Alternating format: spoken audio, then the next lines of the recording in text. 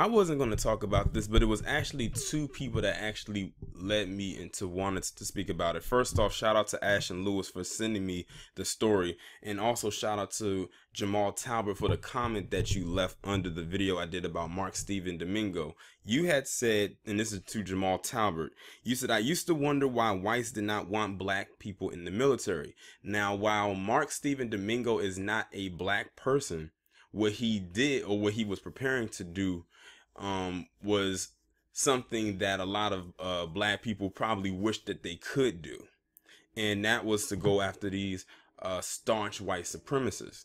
Now, to the article that Ash sent me, it pretty much all comes full circle, because the image that you see right here before you is of two white supremacists that are part of white supremacist groups, and then they ended up going into the military. Sorry about that, but yes, these two guys right here, whose names are Jonathan Gold, who's the one on the left, and the other one whose name is Corey Allen Reeves on the right, are two men who were in the military. I don't know if they're still active duty or not, but they were attached to white supremacist groups. This doesn't surprise me, because think of all the people who are a part of these various departments, like the police department, the fire department, the government agencies, and so on and so forth, who are part of these groups. But what makes this scary is the fact that these guys are a part of these extreme groups, and what happens is they end up joining the military to learn all these tactics and such, to come out of the military and use it against a certain group of people. There was an article that I saw today that came through on Yahoo, where they were talking about about it being a spike in anti-Semitic attacks against Jewish people. I said, what the article did not mention was who is doing these attacks, who is orchestrating these attacks. They'll acknowledge the attacks happening and where they are happening, but they do not mention who is the ones doing it. And it's usually the people who look like these two guys right here, who are a part of said groups that they are a part of. And you know what's so crazy? They will love to throw on the anti-Semitic quote unquote term onto black people. They love to say we are the most this or we are the most that, but then data proves time and time again that it's never us. It's usually always them. When's the last time you saw a black person shoot up a mosque or a synagogue or a church?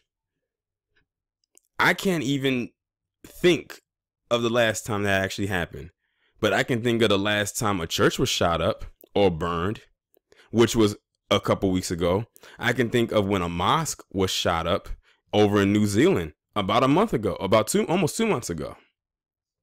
And the most recent one with the synagogue, that was what, a few days ago. All of the people who did that were white, and all of them were attached to these extreme right-wing white supremacist groups, or if they weren't attached to the groups, they shared the ideology. But they love to throw that on to us every single time, because they need us to be the boogeyman. If it's one person's channel that y'all would need to watch, and some of you are familiar with him, is definitely Cerulean Gray. I, of course, did a collaboration with him back in November when we were breaking down the 2019 U.S. budget. And everything that we talked about in that video, and even some things we probably didn't touch on, but we pretty much touched on quite a bit, has happened so far and is about to happen if it has not happened already. But one thing that he mentioned is that these white extremists are not so much emboldened, but they are pretty much in panic mode right now. They are in scared mode right now, because they are losing what he would call empire. They are losing their foothold on something that they have had their foothold on for so long to other people. Why do you think they always throw out that term white genocide so much? Think about it. That video game, Mortal Kombat 11, they got up in arms about the Jax ending when he was saying if he could go back in time, he would make sure slavery didn't happen. They actually called that racist. So basically what they're saying is, and they told on themselves, I don't know if they realize it or not, that slavery was a good thing. And why would you want to get rid of it? They told on themselves and probably don't even realize it. But they're literally, and another thing that he said, and I was listening to what he was talking about last night on his live stream. Imagine when you are saying in the woods and you're hunting and you're trying to hunt, say, a deer. When that deer is cornered, what do? They go into panic mode and they start kicking their feet at whoever is probably trying to attack them in hopes that they don't get shot. And even after they get injured, they're still kicking until they have no life left in them to kick. That's what a lot of these individuals, like these two guys in this picture and a whole lot others, are like. They are like that deer that's being cornered and they can't handle it. And when you've had power for so long and you start to lose it, you panic and you start to act out on the extreme measures that you've wanted to for so long. It goes beyond you being a keyboard warrior or a troll to the point where you're actually starting to act on impulses in real time. And then at that point, everyone around you or anyone that's within close vicinity of them should probably be in fear for their life. Because if it's one thing you want to steer clear of, is a person who does something when they know they have no fear of losing anything. When they feel they have nothing to lose, then that's when you should probably be scared. Because at that point, they have no regrets. Which a lot of them are pretty much in the position of. I mean, between that opioid plague and them low birth rates, they pretty much all lost their minds at this point. Yes, they have been emboldened by the current thing over in office 45, but this is something they've been wanting to do for quite some time, even before he came into office. And now they have the chance and the opportunity to act on said impulses. And at this point, they're in overdrive and they're not going to stop or slow down anytime soon. When that thing went out about 2040 or 2050 or whenever that year was, that they would be in the minority, that scares them, especially since they have been the majority, especially in this establishment for so long. Why do you think they never talk about the position they hold on a global scale? Globally, white people are a huge minority. They only make up, maybe on a global scale, maybe about 8% of the global population. 8%. It might be a little bit less than that now. Remember, I did a video talking about how those white women were walking around the streets overseas naked because no man would sleep with them. No white man would sleep with them. Probably because those white men are engaging in other activities. And y'all can pretty much read between the lines in what I'm talking about, which means if they're not being slept with, they're not getting pregnant. If they're not getting pregnant, they're not having children. If they can't have children, that slows down their numbers and their population, which also forces a lot of them to go and seek the attention of a man from another ethnicity or another background, which ultimately will taint their bloodline. So they're pretty much in a lose-lose situation. But when you're in that position, like I said, you start to panic, and then that's when hell breaks loose. I didn't even mean to go off into what I was talking about because I really wanted to talk more so about this, but I just had to like really get that part off of my chest. But yeah, like these individuals who are in the military right now, who are part of these groups, that doesn't surprise me. They've been doing this for a long time. This is probably one reason why a lot of black people probably have a fear of going into the military, amongst other things. But I will say this: if you do not want to go into the military, at least try to find somebody who is willing to teach you some military basic tactics, who has been there, who is qualified to do so.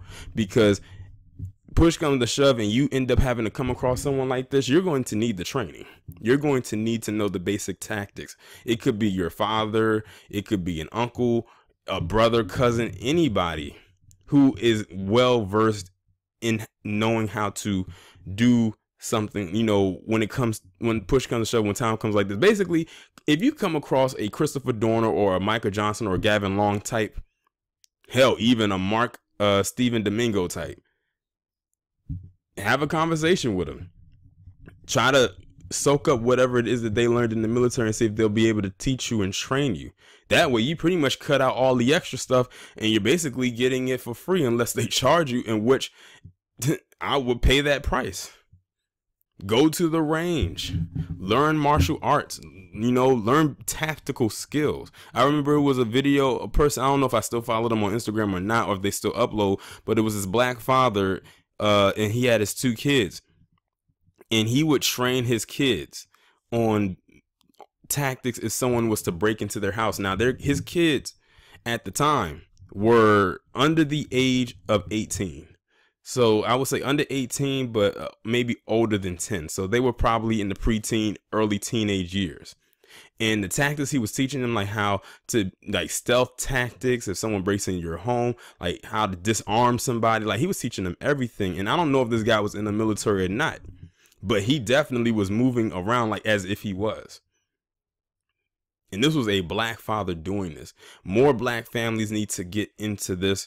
You know, we constantly say that, oh, we constantly see white families teaching their kids how to shoot and arm themselves and disarm themselves. Well, that's one thing that they got up on us.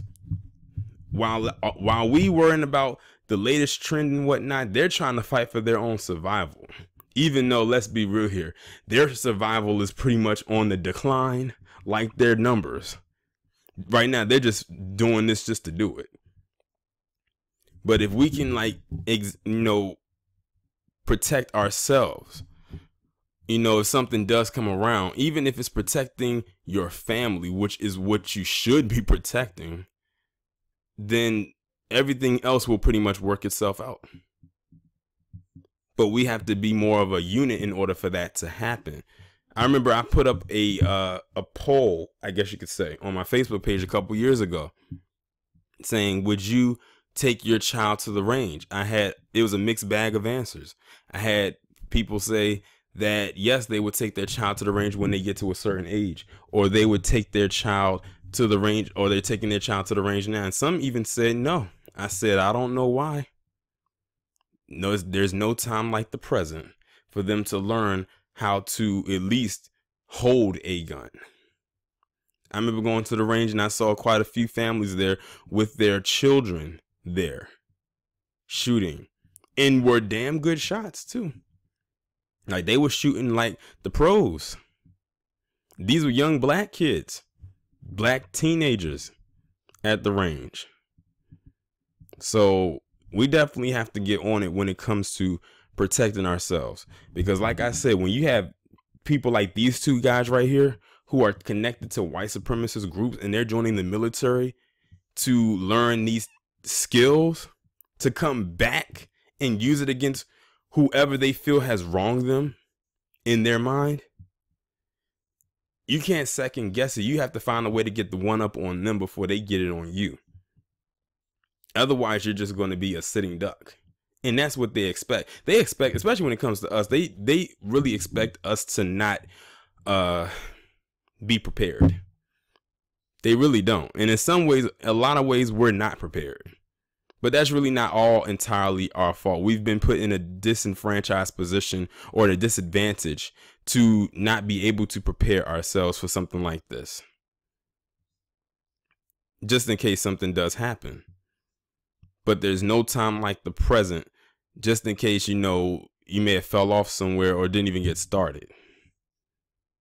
But all I'm saying is just be prepared for whatever may happen or whatever may occur, because you have people like these 2 out there just floating around in these groups. And they're not, like I said, they're not the only 2. There's plenty of them. And they're prepared and they're willing and they're waiting to see something like this just pop off. That's really all I have to say as it pertains to this video right here. Y'all let me know what you think down in the comments, and I'll talk to you in the next one.